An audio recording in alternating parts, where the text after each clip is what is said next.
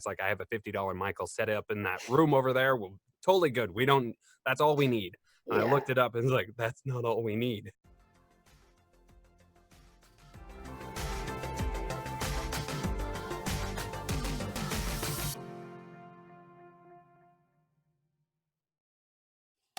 Welcome to Behind the Slate, where I sit down with fellow voice actors and other industry artists to have a fireside chat. I'm your host, Christian O'Boyle. If you'd like to know more about me, please check out my website at christianoboyle.com. In this episode, I'll be talking with Sara Secora, a wearer of many hats based out of Detroit. She's an accomplished voice actress with 5 years experience, and additionally has worked alongside video game studios as a casting director. Last but not least, Sara's fantasy novel, Throne of Lies, has debuted with an outpour of outstanding reviews and ratings. Sara heartily works as a full-time voice actress while in the process of releasing her second novel within her much-awaited trilogy. Your booth, I've seen images, looks stunning. Thank you. We built it ourselves. Okay. There was no templates. There was no guide. Okay. Completely all just, we figured out. My dad's actually a carpenter. Mm-hmm. So he built like the Pistons locker room and some major structures. So for him, that was nothing. Let's see. I'm in the process of building my booth. But what got you into acting? What was the process like? So for me, the main thing that got me into acting was actually YouTube. Very early on in my early 20s, I'm old now, I started a YouTube channel where I primarily did gaming stuff, and I really love gaming. I still every day make time for it. And so I would do a lot of like Let's Plays and things of that nature on there. And for some reason, people would hear my voice and tell me that they believed that I should go into that field in some capacity. And because I would do things like playing horror games, and then I would read the little dialogues, the little notes you would find, I would voice over them terribly, but people seemed to really like it. So that's kind of what initiated everything. And then I just started to kind of tumble down that rabbit hole, and things kind of got out of control. I didn't really know what I was doing. I didn't have any like mentors truly. I had my very first interaction with another voice actor was actually Adam Harrington, who does like Big B from The Wolf Among Us. He's in League of Legends, things like that. I kind of contacted him on Twitter. I don't really remember why him of all people, but I did. And he ended up being very helpful to me and kind of being the person to push me, because he did like a test with me, sent me some scripts, told me to take it with a direction and send him the audio. I did. And he's like, you have a lot of work ahead of you, but I can hear that you have the it factor needed to get there. So just keep at it. And so that was kind of the thing that I was going off of for a long time, was just like, Adam Harrington thinks I can do it, I can do it. So for 2 years, I was really just hell-bent on picking up as much learning as I can, just figuring things out, doing all the pro bonos that you can do, and just kind of like get my foot in the door. So how long have you been in the voice acting realm? 5 years. 5 years? Yeah. Wow. Now you're also doing casting directing? You're a casting director. I don't know the proper term. Casting. I just usually say I do casting. Yeah. And I've seen several projects that you've done the casting for. What do you think is a benefit for a studio to hire a casting director instead of doing it themselves? Well, because a lot of people don't understand the ins and outs of voiceover, and I think one of the benefits of a casting director that is also a voice actor is I kind of have that inside knowledge of what it's like to be on the other end. So I feel like I'm a good middleman between the devs and the actors themselves to find this happy middle ground, make sure everything's going down fairly, making sure that the actors have the support they need to get the information across, because a lot of devs don't give the proper information, the scripting sometimes off. Like, I feel like a lot of the times actors aren't given the material they should have when they're in the booth. And I feel like I can kind of make sure the process goes a little bit more smoothly for everybody. So that's kind of what I try to do, is I just make sure that everybody wins. Everything's going smoothly. Nobody's having a hard time. I protect the actors. I make sure they get fair rates. If there is any projects that I've done, some that are free, but I make sure everybody knows upfront what it is, what's going on. I try to give everybody a word count, know the kind of commitment they're entering. I just want to make sure everything's upfront, because nobody wants surprises, you know? So it's just like, I just try really hard to do the best of my ability with the knowledge that I have. So I think that's important because I think a lot of these devs also don't understand how to deal with actors or like what the process really is. So I feel like some people try to do it on their own and they if anything, make the process more difficult for everyone involved. So I just try to fix that. Kind of make it a smoother process. Now, do you do some of the directing as well? Like a voice actor will submit and you'll be like, let's kind of redo these lines. If the devs ask, yeah, I've done live direction, several hours worth, and sometimes the devs are present, and that sometimes complicates things because they try to direct and they don't know how to direct. But it's a very interesting experience either way. It's a learning experience for everyone involved. And I just try to make sure that I'm doing whatever the devs want because at the end of the day, it's their project. So if they want to be present, if they want live direction, whatever goes. But I'm also there to make sure the actor doesn't have to sit there through hours of discussion for no reason. I think sometimes devs will sit there and talk your ear off about their game when it has there's no reason for it. So I try to just make sure that everything moves along in the right direction. And I think everyone's happy for it, I think. Yeah. Yeah. And I definitely feel that when projects have a casting director, it just has that more smoother experience and things kind of get done properly. Not saying that all projects, but most projects in both cases. Um, Now, what is possibly, or is it project based? I'm assuming project based, but I could be wrong. What is maybe something going to run a studio to hire a casting director? Um, Give or take, and then on top of obviously actors getting paid fair rates. So you're asking about the fair rates for an actor. Well, that all depends. It depends on how the company wants to go about it. So I usually offer three suggestions, we'll say. Depending on the length of script. If it's a very lengthy role, a leading role, I suggest hourly. I think that's the best way to go, and that can really go several ways. But I try to do a fair rate of a couple hundred per hour. Sometimes we do the first hour higher, and then we follow it up with every hour after a slightly lower rate, which is pretty standard. Right. The other thing I suggest is if it's a very small role, like an extra, we'll either do by word, a pricing by that, or we'll do a flat rate. So it really depends on how they want to budget. But before I even start casting, I budget with them. I say how many characters, what's the length of lines, let's get it figured out. And I budget each character and I give them a price. So that's step one before I do anything. So make sure that they're committed to that price and the actors are going to get that amount. So it really, again, it's very depending on their budgets as well. I try to work within their budgets and make sure everything's so fair. Yeah.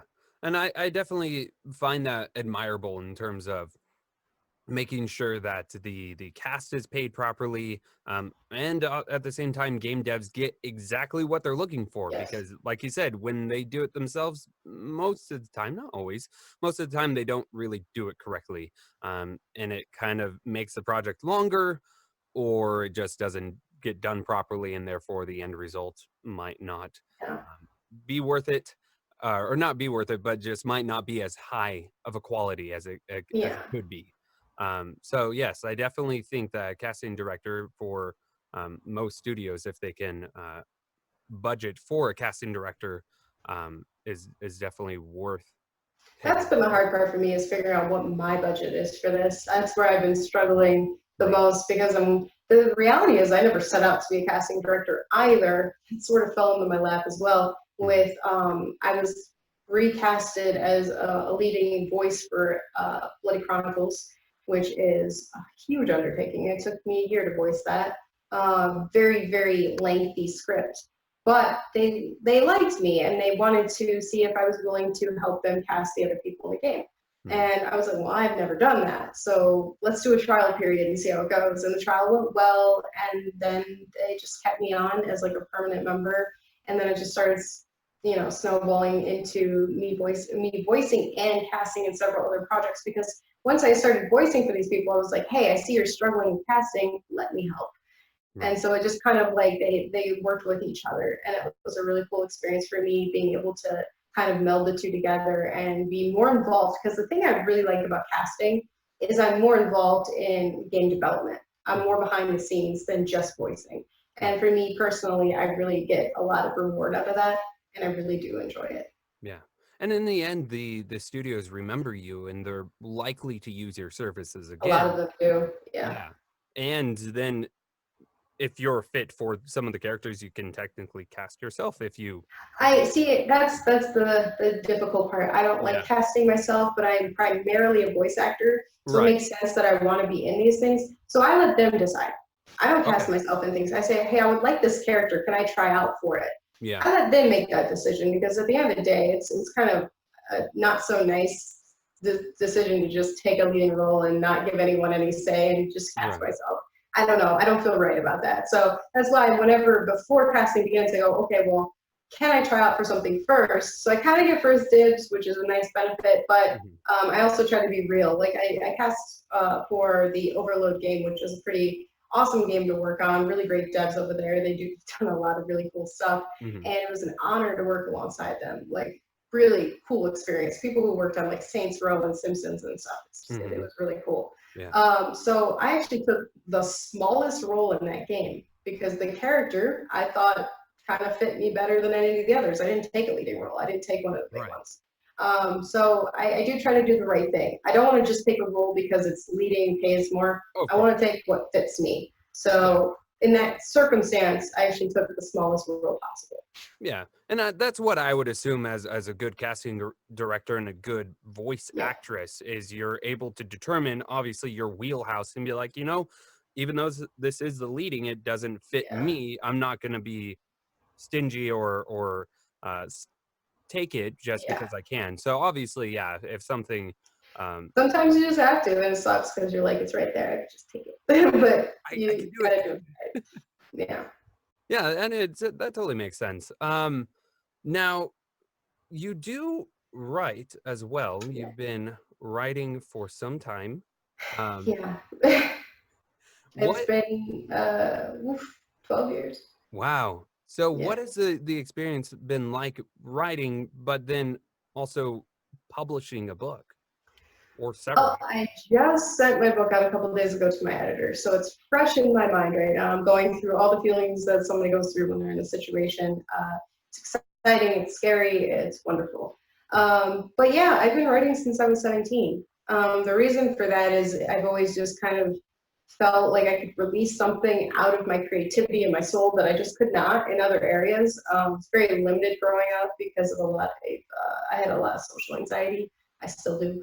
But it was just a really good outlet for me to go through life, to process feelings, to express myself. And so that turned into this need to write a story because it started with poetry, journal entries, short stories, that kind of thing. But then it really took off. When I was 17, I started this little story called, at the time I didn't know, I thought I was going to call it Amethysta, which is the main character's name. And it turned into this story called Throne of Lies later that I published when I was 26. It took me 9 years to get there.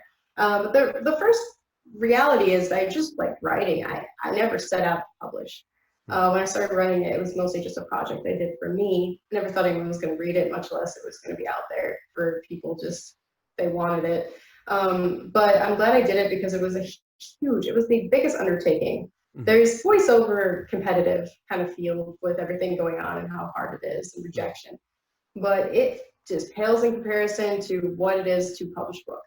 The writing is a whole new level of difficulty that I was not prepared for, that emotionally and financially just pummeled me into the ground. But it was really, it kind of molded me into a stronger person in some ways because it was harsh reality plus determination to a level that I don't think most people understand.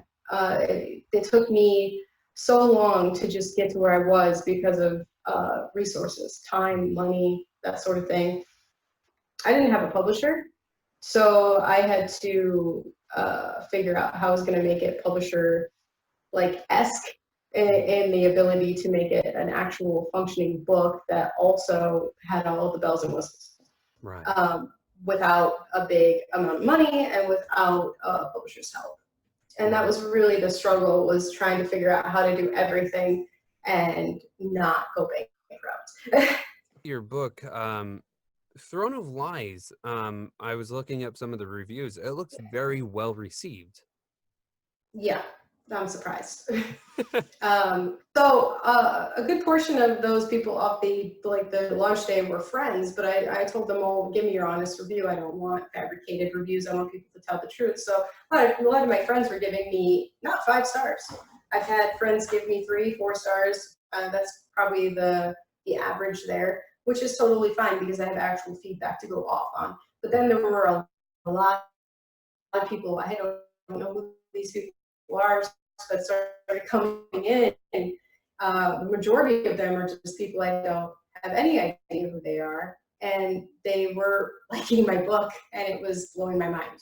So there's no real way to prepare for that kind of, it's the most rewarding thing is like people actually enjoying it. I've had people say it's among their favorite books, that they're really excited for the next one. Even people who gave me some of the harshest reviews on there were telling me that they were excited to read the next book because they want to see how it goes. Wow. So at the end of the day, it's like I feel really accomplished because I did not cut corners. I was just talking about no shortcuts.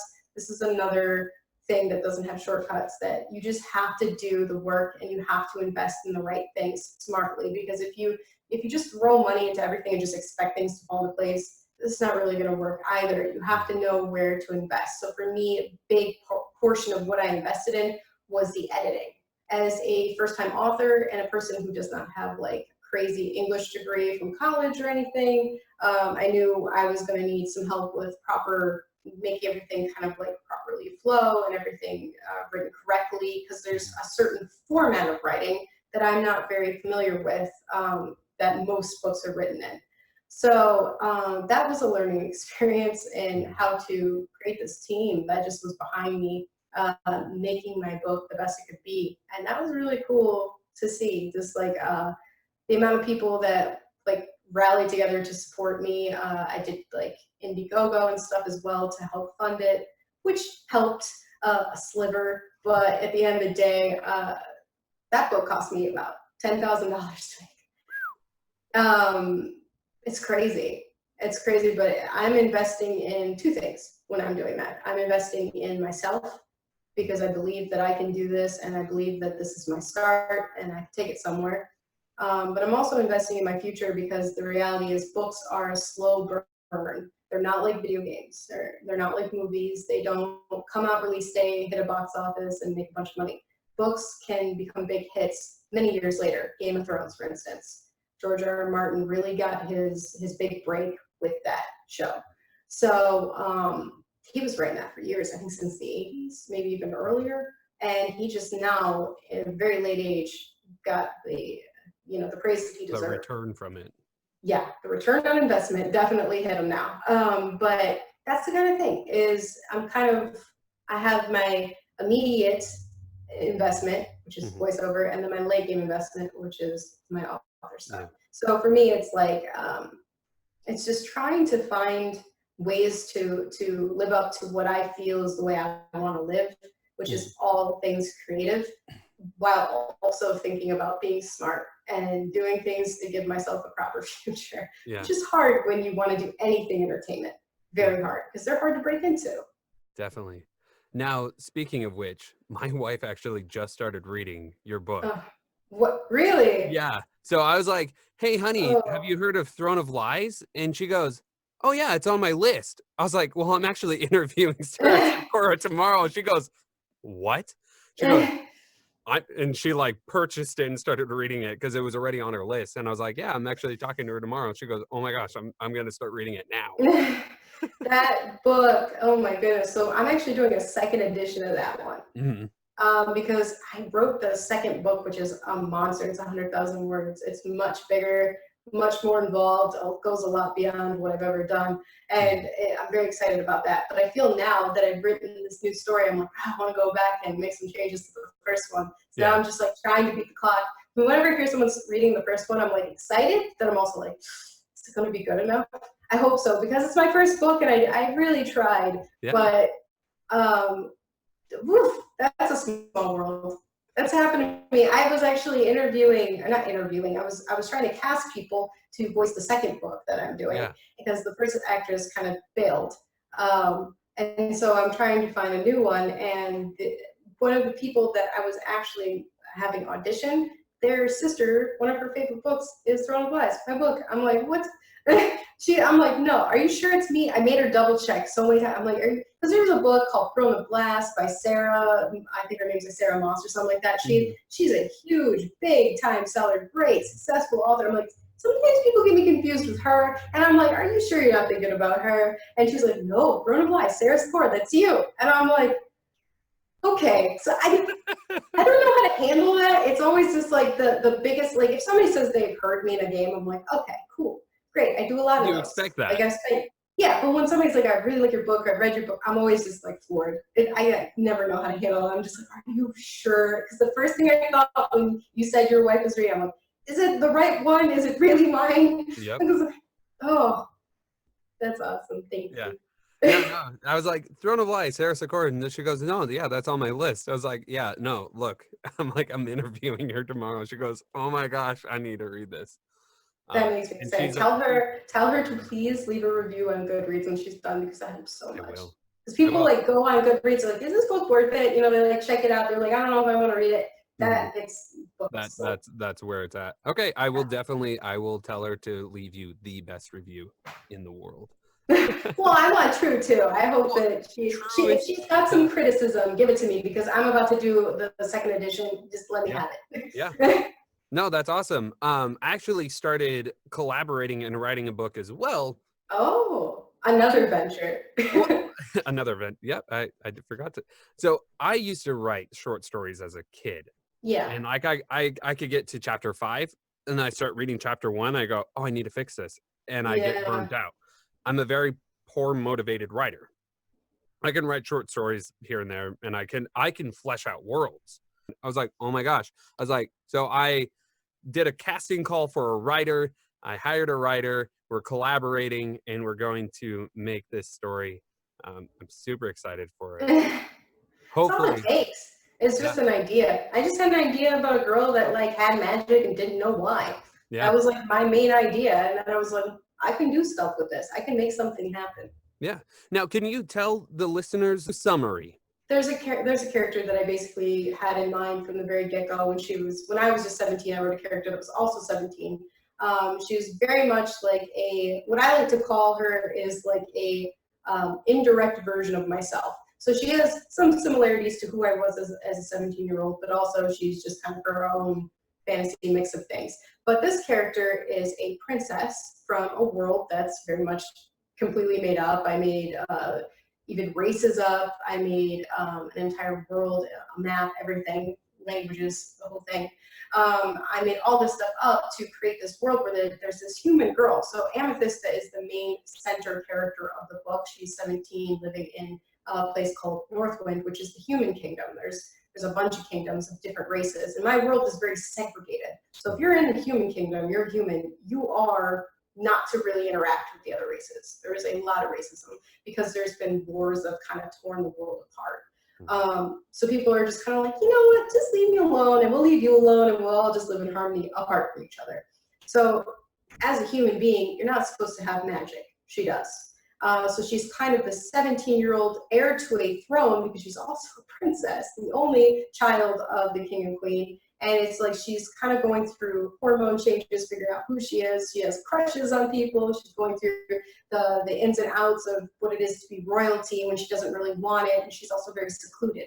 She's locked in this castle, locked in her room for her safety. But also she can't really go outside of her city, or not her city, but her kingdom ever, because it's not safe. So it's like there's just so much unknown to this girl. And she's still just trying to figure out who she is. But the biggest complexity of everything is just the fact that she has this magic. And in her world, being a human doing magic is something they would condemn you to death for. So it is a very dire situation that only her and her mother understand. Well, I say understand, but know of, not really understand. So it's this weird thing where this character is just kind of going through the bouts of the 17-year-old, and everything is pretty scary. The point with the new book that I'm writing is really taking her out of her element. The first book is very much, I would say, set up and getting you introduced to these characters in the world. While the second book is more like adventure, the kind of thing a lot of people would really want to read with a fantasy. But my book is young adult as well, written in a first-person perspective. So I know it's not everybody's cup of tea. First person and young adult is a certain genre for people. So it's not for everybody, nor is any book. But the way I've written it is very intimate, to be in the shoes of this character and to feel the emotion she's going through and to grow with her as a person, because it's a coming of age kind of story as well, where it's meant to be her change throughout these different major points in her life and who she's going to become. Yeah, that's awesome. That sounds good. I might read it. If you want to, go ahead. I'm not going to complain. I'm not much of a reader, but YA is, when I read it, YA is usually where I prefer, and first person is generally what I prefer, and fantasy. Wow. Fantasy and magic and all that stuff. So those are all my preferred too, and I feel like the odd one out. Most people are like, I like fantasy, but I like adult, and I like third person. I'm like, but it's so personal when you're like in their shoes and you're living it with them. I love that. Like, it's cool to jump perspectives and times and stuff. Yeah. Third person has its place, but I just always just felt something special with first person. I can write in both. The second book that I'm working on now, also, I did publish a short story called Agoraphobic Inside Out. That's a thing I made available for free on Barnes & Noble and stuff, because that's more of an awareness thing. It's like touching upon some things I dealt with. Agoraphobia is like a form of anxiety that's kind of more severe. So I wrote a story on that just to kind of bring some awareness to people. But the next book that I'm working on is also kind of in the mental field, but it's more fictional and very dark, adult, twisted, horribly just distraught. And it's all in third person. And that's the next thing that I'm really looking forward to write. The mistake I think I made with writing is choosing my first book to be part of a trilogy. That is the most ambitious, because not only did I say it's a series, I locked myself into 3 books, right? So I have to fit this whole timeline in 3 books now. And it's like, that's a very technical skill that I did not have, that I was like, I'm doing that. It's just, I like the idea of a fantasy trilogy. Can you blame me for that? It's just like, it's just like, it's so perfect. You have 3 books. For me personally, I've read books that are like 15 books in a series. It gets a bit much, right? So for me, I feel like I like a series because I like to keep going and having more to look forward to. But I just feel like there's a certain size that just is best for everybody. And I feel like a trilogy is just a beautiful mix of everything. Yeah. So I kind of went for the big one. And it's maybe not the best route. I would maybe give word of warning to other writers. Maybe start with a little bit more of a reasonable goal where you don't drive yourself crazy. So you're also locking yourself into that for many years. So and financially, it is a big investment. It is, because you're investing everything into this one story. So I'm basically going to be putting in, I don't want to think about how much money into this one story, because it's 3 books with one story. So, now that you put it that way, I'm not happy with myself. For any future writers, take advice. Don't do that. But I do think that I believe in my story. I believe that the people I have behind me are helping me make it the best it can be, because there are some things I need help with. There's a lot of things that go into making a book that you don't think about, that go beyond the writing. And so I remember I asked a big author on Twitter, like, what's your one advice to a self-publishing author that's never done this before? And he says, don't do it. That was his advice. He said, there are so many steps. There are so many things that you need that are so critical to the bookmaking process that you can't do on your own. It's too many people's jobs and specialties. And he was right in that way, but he was wrong in the don't do it way. That was a bit discouraging. He made a valid point, but I think he had a weird perspective. I think that he should have said, prepare for tears, like prepare to be broken down. But if you can get to the other side, do it. Yeah. Like, if you're willing to dump everything into it, but if you're just looking to half-ass things to just kind of get by and just be like, hey, I'm a writer, hey, I'm an author, because I bare minimum the whole way across and I just kind of scooted my way there, then maybe it's not the best choice, unless you're doing short stories, poetry, There's a lot of forms of writing that are less work intensive. Right. That you can do that are great ways to start and to kind of feel it out. But to do a fantasy trilogy right off the bat.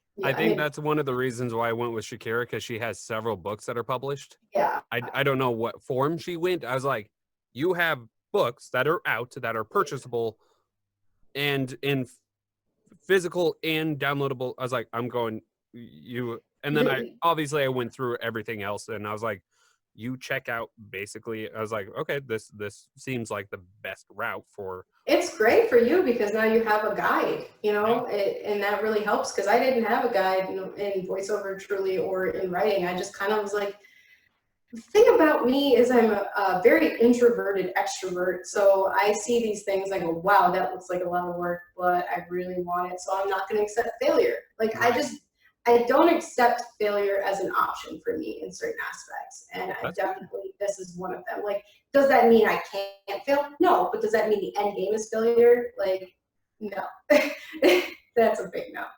How is it to record with children in the house? I imagine that's got to be rough. Majority of the time I do the recording at night. Okay. In bed. But right now it's rest time, so she shouldn't have been out of bed anyway. Oh, okay. But no, generally it's not too bad. On obviously the times when I have to do roles or auditions where you have to scream, then I have to obviously figure out. See, that's what I'm wondering, because a lot of mine are me raising my voice because I do a lot of horror. So that's what I'm thinking. I could never live in an apartment, for example, because I feel like somebody would call the police at some point on me. I don't think apartment living would ever work for me. Right. Well, I mean, you do have a booth, so I mean, it's not soundproof though. It's like, because you'd have to like fiberglass it or something to get it that yield sound effect. For me, it's just like a couple pieces of wood, really good wood, but not that good. Is it a single wall booth?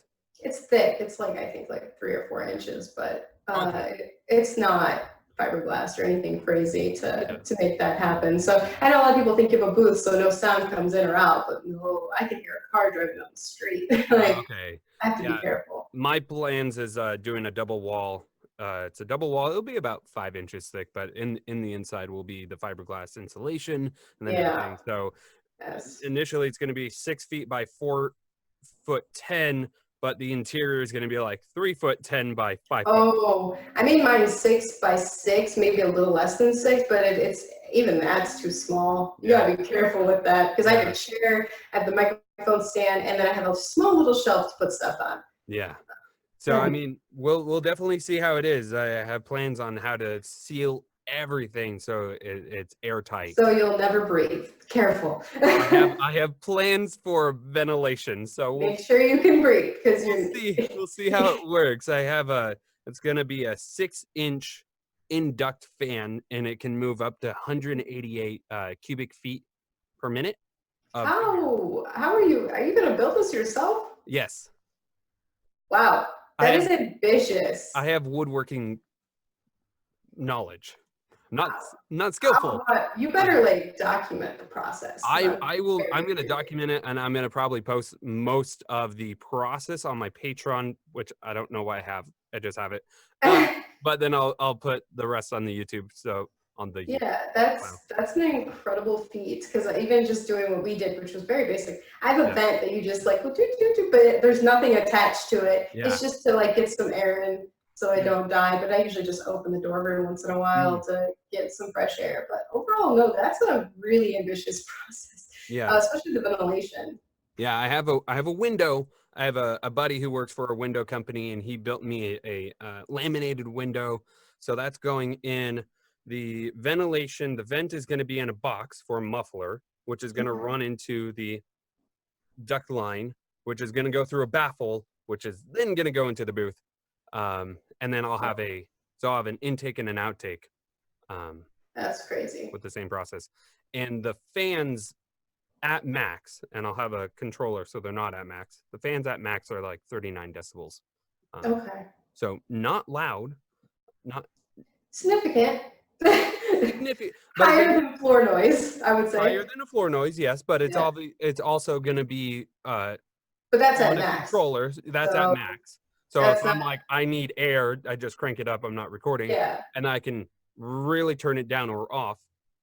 When I start recording, I'll just have all the buttons in. That's an interesting thing, though, that we understand noise by decibels like that, where we're just like, we know what a fan noise sounds like. Yeah. That's something you have to consider when you're in a booth and you don't want to die of heat stroke, but you also want to have your appropriate sound. So yeah. So in theory, I'm hoping that it works entirely and I'll be comfortable to sit in there for like 2-hour session without dying. I get about 20 minutes before I'm sweating through my clothes. In the summertime, it's just awful. In the winter, I'm fine. Michigan in the winter is fine. I'm just like, I could be in here all day. This blanket booth, about a year ago, I got heat exhaustion because I was standing. I had my laptop was in the booth at the time, so obviously the fans are going. And I did about an hour and a half of recording, didn't even think about it. And then eventually I was like, I'm not feeling too well. Went to bed. I'm like, I kind of feel a little woozy. I woke up the next day and I went flush, pale, sweat, everything. I collapsed on the ground. I'm like, honey, I can't go to work. Damn, that is, I don't think I've ever had it that severe. I've just basically just been drenched in sweat and just felt kind of sick, but I just kind of drank as much water as I could, tried to take a cooling shower, just tried to calm my body down. But yeah, no, if I feel like faint at all, I will exit the booth. I'm just like, I cannot. Yeah, and I heard that once you get heat exhaustion, it's easier to get heat exhaustion. So I'm very cautious. Really? I have to like pay attention to like my body. I'm like, I'm getting a little hot. Sometimes I'll take a really cold like washcloth or something and place it on the back of my neck. Because there's like, for some reason, that just kind of sends this nice sensation of cooling throughout your body. So I recommend just having something very cold with you. If it's that bad, you can put it on your head. Who cares? Nobody sees you. Just like, do what you got to do. I've been going in there with less and less clothing because I remember I tweeted about this and everyone was just like, go naked, go commando, do what you got to do. So I've been just like reducing clothing, having some cooling towels, just making sure anything I can to just get through it and not feel sick. Right. Because sometimes it's really awful. Yeah, I don't have any ventilation, so I just have to deal with it. When I was an umpire, because I used to umpire for little league baseball, in the middle of the summer, you're full gear, you have the helmet, you have all the gear and everything. I had like a little like bandana type thing that I would get drenched, and that was the only thing that saved me when I was umpiring, and it was like 95 degrees, and I was like, I can't believe I'm doing this. Okay, it's good for you. It's like a sauna. That's the way I like to think about it. Sometimes I'm like, my booth is just a not so fun sauna sometimes. Actually, I think I've seen some people like actually use saunas as their booth. Well, I mean, it's a box, right? It is a box. And people use closets. They are very well insulated. I have literally seen somebody use a old school like wardrobe, like witch in the wardrobe, like something you put clothes in, right? Yes. They use that. Like I've seen people just get creative, and I'm just like, I mean, whatever works within your budget that actually makes it sound good, who cares? Yeah. It's just like, that's really cool though to see all the different versions that people have of things. Yeah. It's interesting. Actually, not too long ago, somebody said that my booth inspired them to like get a bunch of purple foam and go in the route that I did, which is kind of cool to see like my booth inspired another actor to like go in a similar route. And so that was really cool. Because I knew, I think the foam was the most expensive part of my booth outside of the equipment itself. Just like the actual foundation of it. That foam is something pricey. Did you get Orlex? Yes, I did. See, I'm building my own panels using Roxwool. Oh, okay. So I'll have I'm gonna have 2 walls in the ceiling at 3.5 inches thick of mineral wool, and then the window wall and the right wall are gonna be 1.5 inches thick for more of a live, more of a not so dense, so that way it's not dead in there. Some people I notice don't understand that. So they will foam every inch of their walls. And I'm like, you're not really supposed to do that because then you just have like your in space. You need to Yeah. have some kind of like acoustic value to make your voice sound more roomy and alive. You can't just completely make it dead. So I was worried because I had no real formula to the way that I did the foaming. I just kind of winged it. Was like, this sounds okay. But there is a science to it that goes well above my head. So I don't know. One day I feel like I want to reinvent the way my foam is, but for now, I think it's okay. Hey, you get jobs you pass and they like it, so therefore it's quality. It works. I have a resume, so I guess it works. I mean, right now I'm surprised on how well, and a lot of people are like, I don't know how to start building a booth. I'm like, literally get PVC pipe and throw moving blankets. You have no idea how good this sounds in comparison to other Yeah. options. It's like this was $60, $70. I've seen people try to make those little like shields of things, and they think that's enough. I'm like, you need more. You have reflections behind you. Specifically, the microphone picks up here. You need stuff behind you, not behind the microphone. And so, like, doing what you're doing, like, I mean, heck, when I even started, they would tell me, like, I had a little microphone on my desk. They tell me to put a blanket over my head because it's better than nothing. Yeah. It really helps the sound just resonate in the right way. So it's like something as small as that. I mean, it does work. I started in a closet, which I had a bunch of clothes in there, so they kind of did the similar effect that I needed. But again, it was very hot, dark, and there were spiders. So I had to get out of there as quickly as I could. Upgrading to my booth was the best thing I ever did. I think it took me about 2.5 years, so about halfway into my career so far, to get that booth. But it was the best step I could have taken because it just skyrocketed everything. I'm a year and a half, almost, about a year and a half into voice acting right now. Okay. So, and I've been planning on building my booth for over a year. Well, I mean, you can't really get out of the gate and have everything done. To a certain time. I've had the plans. I had but the garage in the house wasn't finished. It didn't have insulation in the walls, and so because initially, Jessie, my wife, she goes, "Well, what do you think about moving your studio into the garage?" I was like, "I don't want to be in the garage." She goes, "What if we finish the garage?" And I was like, "Go on." So I ended up basically spending all my money that I had saved up for the booth and a PlayStation, and I used all that money to insulate the garage and do drywall, and I did all that stuff, and that took several months, and finally I got it finished. I'm like, now I can go. Now we have to put stuff in the garage because we're doing other projects, and so the garage, I was like, this isn't gonna ever happen.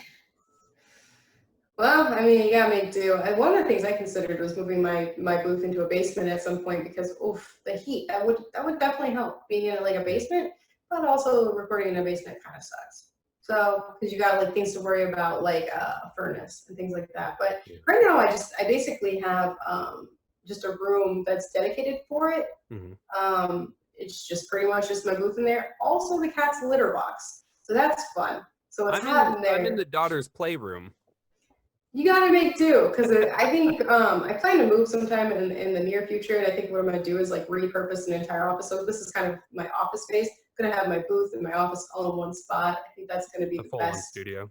Just a full-on studio, basically. Because right now I have a separate computer, basically directly for that. I bought like a little Microsoft Surface Pro kind of thing to just have that because it's quiet. It's like a tablet / laptop. It's very quiet, no big fans in it. So I can just record off that. That's pretty much all I use that computer for. Yeah.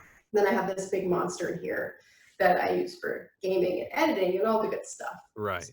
See, I wanted to have everything on the same process. I didn't want to record on one and edit on another. I just wanted everything. So I have my laptop outside of the booth running a long HDMI cable and USB cables into here.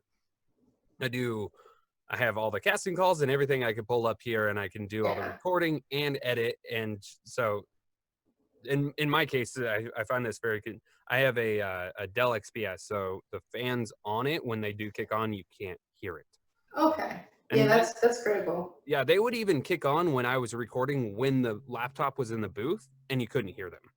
Okay. So I was like, I think this is good for now. But then again, once I started doing Behind the Slate, I was like, well, I need to sit down and I need to have a table. So now I have a desk that I built and the camera. Blah, blah. I want to install the next big project I think I have is better lighting setup in my booth, as well as I want to install a screen. Right. So that way, like it's like a second monitor off because my computer is actually outside of my booth. I want to like have a screen inside so I can have like the scripts and everything I'm doing Yeah. Well, just right on. you could do there's wall mount for screens, or Yes. if you have a desk, they do have where they attach kind of like a scissor stand that you would have for Yeah.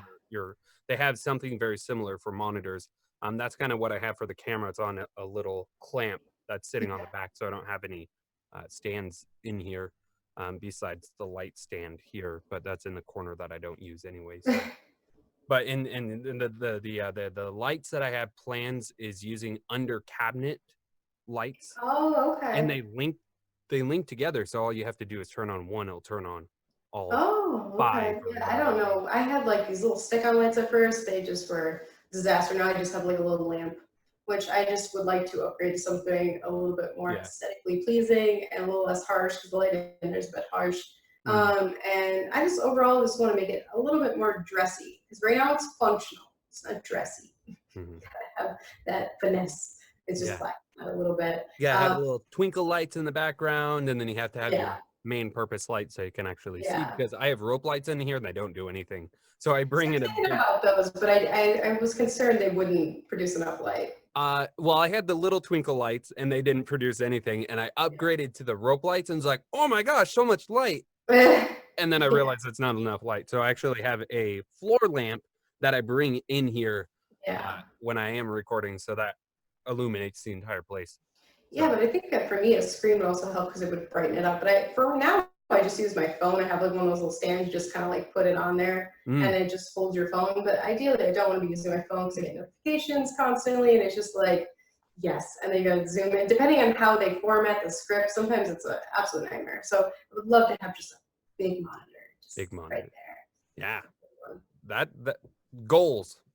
A touch screen one at that because I don't want a mouse. Ooh, Just yeah, a there you touch go. screen monitor situation in some way. I don't know if that exists. Does that exist? Tablets exist. Maybe I'll just get a Touchscreen really big. monitors? Yeah, I believe I think so. My Surface Pro thing does that. Yeah. But it's a tablet hmm situation. So I don't know. And that's kind of the dream for me. No mouse, like the least amount of cords I can get away with, and just having this like functional, You'd like still just need some sort of keyboard so you can yeah. type. But I think I'd have to do that like at my computer because it would be like linked to the computer. Mm. I don't know. Well, I'm like not very I have a mouse right here. I have a keyboard right here, but my so you can actually get I have a 12 or 15-foot USB splitter that comes right off the laptop into the booth. So I have my interface in here and everything. So yeah, I don't have to at all touch the laptop ever. that's Uh, nice. yeah, so it one spot I do all the editing, I do all the recording and everything in one spot, so I don't have to like send it all over the place. Yeah. um though I do my behind the slate recording or editing on a different system, just Okay. because that one never leaves here unless I'm doing, because I'm a professional interior design and architectural photographer Oh well. on the side as that's my first, second, my first side job. This is my second, and I have three side jobs. That's the interesting thing. We all do that, right? We all have Yeah. like this mixing pot of things because the reality is voiceover is not as luxurious as people like to believe it is. There's dead times and there's a lot of we say fair pay, but we're not being paid like minimum wage at a consistent rate to like be Right. able to sustain a life. So the reality is a lot of us have a lot of multiple things that we do, whether it's a day job or multiple side jobs. Yep. Like for me, multiple side jobs. See, I have a day job and Yeah. three side jobs Oof, wow. And you have a kid and a and a wife. kid and a wife and drumming, because I drum for church, and I Okay. do theater at our local theater. So So when do you sleep and eat? what is that? Because at that point your hours are just gone. You don't have any hours to just I I feel that I have balanced pretty well on how to balance my my hobbies and my life, home life and work life. But I do interior design and architectural photography and real estate photography. So I'll edit on this system, but that's once, twice a week Oh, okay. type thing. So it's not all the time. So it's not a full-time gig. Yeah. And then this is like, I'll step into the booth 2 or 3 times a week. Yeah. Unless something comes up, obviously, then I'll hop in sooner. And then I do a website design for voice actors. I just started doing that. Okay. So that kind of happens while I'm at work because I have the ability to work while at work. Yeah.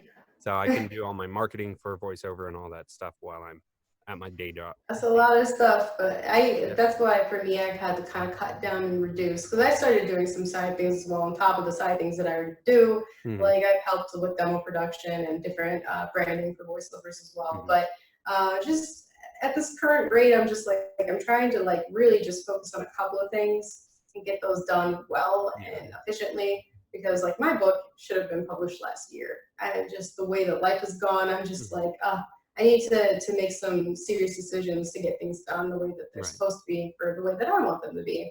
And that it's hard when you're doing so many different things, pulled in so many different directions. And voiceover in a week could get me in the booth. Like lately, I've been in the booth every single day for a couple of weeks this month, where it's just like I wasn't getting a break, and it was just good, but it was also exhausting, and it wasn't giving me a chance to do much else. Right. So it's like my day was built around that. So those moments are good, but I think you need to find a balance even with that, is sometimes being able to just do the other things you need to do. Yeah. Especially when you're split creatively so much. Yeah. It's hard sometimes. It is. You have to find that right balance between like what you're doing. Yeah. And yeah, Because you want your business to grow, right? Yeah, the you only way to want go all of them to grow. You're like, I would love I would love to do this full time. Thankfully, my full-time job, my day job, is for my father-in-law. Okay. So, I mean, I'm happy where I'm at. And he's also developing a video game. And then he asked, hey, I want you to do voicing for this game we're developing. I was like, okay, well, let me look up. I was like, I have a $50 mic. I'll set it up in that room over there. Well, totally good. That's all we need. I looked it up and was like, that's not all we need. Yeah. And I loved it. So that's where I started pursuing. That's kind of the best way for it to happen, right? It's just like you kind of fall into it in a way. Because I know a lot of people are like, it's my dream, it's my dream. It was never my dream.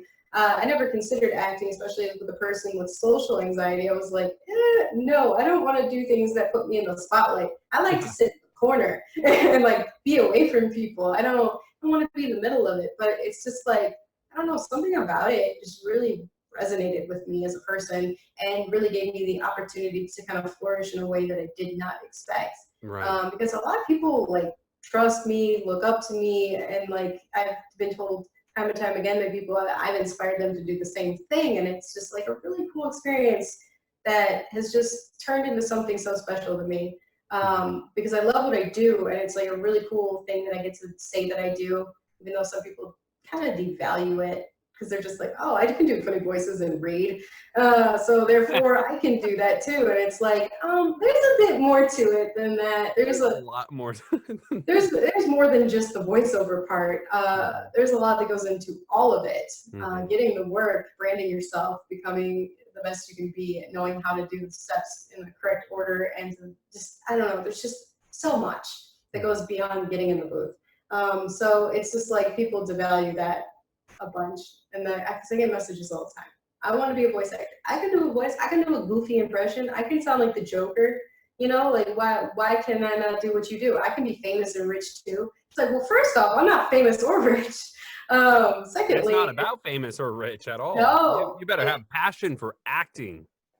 And that's the thing that people forget a lot, is that it's primarily the voice acting part is the acting. It's like, yes, you can have the ugliest voice in the world. You can still get a job if you're good enough at acting. Like, it doesn't matter. A lot of people think that it just comes down to your arsenal of accents or your arsenal of impressions. Those things are just like add-ons. Those things give you a wider range, a bigger ability to get hired. Sure, great. But those are not the reasons you're going to get hired. If you don't know how to do the acting portion, you're kind of like a fish out of water. It's not going to happen. So that's just the reality I have to break down for a lot of people. It's going to take a lot of time to learn. It's going to take a lot of effort and determination. And they're like, oh, work? No, I thought it was fun.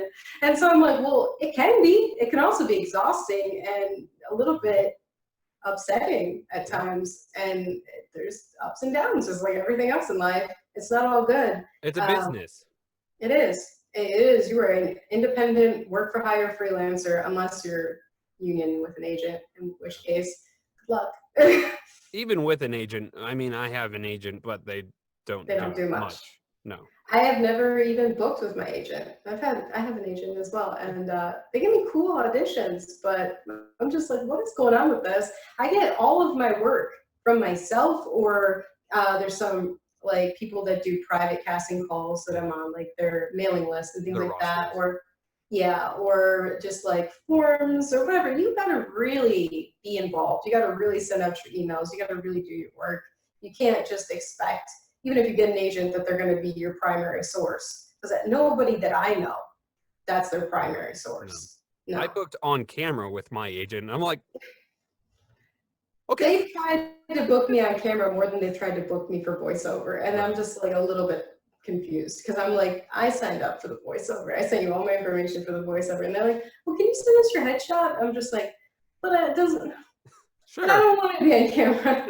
Like, I mean, eventually I would, but that's like a far later goal that I'm working on. Right now, it's like I said, I need to focus down. I need to figure out what I'm doing with this first set of things that I've already undertaken, and then you move on. Because I think if you bite off more than you can chew, and with writing, with voiceover, with anything, it just becomes, it gets too big and it kind of consumes you with all the things you have to do. So you kind of have to make these short goals, right? So if you're starting voiceover, a good short goal is get a coach.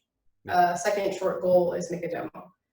If you look at it from a starting point and go, I want to do everything. I want to be in AAA voiceover. I want to be like Troy Baker. You're going to fall flat. You'll be very disappointed very quickly. You got to have like reasonable goals in a set amount of time to work toward it. But people want the end game. They don't want the work. It's like this instant gratification that everyone's after these days because everything is a point, a click away. It's just like people become very spoiled. And it's like the reality is for most things that matter, there's work involved. So that's a harsh reality that a lot of people aren't really on board with, because I've told a lot of people that come to me like, how do I get voiceover? I told them that kind of stuff and they're like, I'm out. So there's only like 2 people that I've talked to that I think have really taken my advice. But those 2 people, like one of them, I talk to on a regular basis. He's flourishing. Like he's doing great for someone just starting. Like I am so proud of him. He's doing far better than I was at that point. Right. So I think like people like that who take that kind of knowledge, take that kind of like mentorship, and they really run with it and they do their best, are the people that are going to succeed like immensely. And he's proven that right now. Awesome. That's great. Yeah. And so, and I think a lot of people in terms of demos, now, do you still do demo work? I do. It's like a side thing. It's not something that we're doing like every day or anything like that, but we have done it a couple of times. And it's just kind of like something that we're trying to do for people that either A, don't have a lot of money to invest in it. So we're doing kind of like, they're not, you can spend thousands of dollars on a demo at a big production company. But for a lot of people, that's just not an option. They don't have that money, but then they need something, but they don't have the experience enough to really produce it on their own. So I have a team of people. We do everything from start to finish, the script writing, we do the post-production, we do visual reels, we do it all. So it's just like a complete package of multiple people with their own skill sets coming together to give something back to the community that's at what I would call a pretty low rate. So that's just something we've been doing on the side. But that's not something that like, it's not like a main goal. I'm not trying to become this big production company. I'm simply trying to help people that I know are in positions where they can't really afford the top-notch things. Yeah. And now I've been working with Tony Weiss. He's a demo producer. I helped him launch Immerse Productions. Now, I know that a lot of voice actors, like you said, obviously we don't have a lot of money, especially when we're new. However, I think a lot of people are like, well, I'll just do my own demo. And you're like, no, don't do your own demo. Why would you, or when would you recommend that a voice actor gets their demo? So I always recommend people like get a hard year of coaching in, like do your time. So coaching can be expensive depending on the route you go. I went with Global Voice Acting Academy, and we did, like every 1 or 2 sessions a month for my first beginning couple of years. And that's pricey. It takes a lot of time and a lot of money to get that stuff done. And then your off time, you should be doing monologues, you should be doing practices on your own, just trying to hone your skills. So I would say before you even have a reel, you should really be focusing on just learning the techniques. And then once you get to a point where you feel comfortable and you want to start landing, what I suggest is pro bono to begin, so free work. You should not be just going into it immediately expecting to make like top rates and stuff like that. A lot of people are like, well, how much do I ask for? Well, I mean, you can still go into it pretty early if you have some kind of foundation and some kind of actual equipment to your name and try to get those. But I'm just saying, like, you're better off getting a bunch of free work where you're told yes and building a portfolio than you are getting once in a blue moon a paid job. And then it's like you don't have much of a resume. You really want to build a portfolio. So I would say once you start building that portfolio a bit and you have something under your name, I would say you're at that point where you should be considering making an actual demo, whether that's with a big production company or a smaller one. But I would never recommend, especially newer people, making one on your own, because the obvious thing here is you don't really know what you're doing. So you don't know what to look for and what to avoid. So I would always suggest that somebody starting out should reach out to a company or maybe even a person that does that kind of stuff and figure out what's best for you financially and at your skill level. You don't want to, my big advice is don't go into it and just drop the big bucks. Don't go, okay, well, I'm 1 year in, I'm going to get a $2,000 made demo. You're going to have to replace that soon anyway. There's no point in doing that. You would want to start small, which is part of the reason that we help out, is because it's like you want something to send off, but you're not willing to invest an insane amount of money that can be used to your equipment or your learning. Don't waste your money just trying to have the bells and whistles off the bat. There's no actual shortcut to this. You just have to go through it. It takes time and patience and dedication. There is no other way around it. It's a grind. Yeah, it is. Like the reality of it is there isn't a shortcut, and a lot of people want that shortcut. Where can people go to find more about you and more about your work? So if you want to find out more about me, the best thing you can do is just go to sarasecora.com. I have my books, I have my voiceover, my casting, demo production, everything's on there. Or the other main way I would say people can be part of my casting calls or just be part of, I guess, my journey if they care, is Sara Secora VO at Twitter. Those are the main two. Okay. Well, that sounds fantastic. Thank you so much for taking your time and talking with me. It was fun. Thanks for listening to Behind the Slate with guest Sara Secora. If you like this episode, please subscribe to the channel and click the bell button to stay notified. I look forward to seeing you again. You see this? All this right here? This is all my makeup sweating off my face, just so you know, because it is so hot in here. I knew it was going to happen. I have like raccoon eyes now, I think. Getting the hot in there? Is it? I'm getting a little warm. I am too.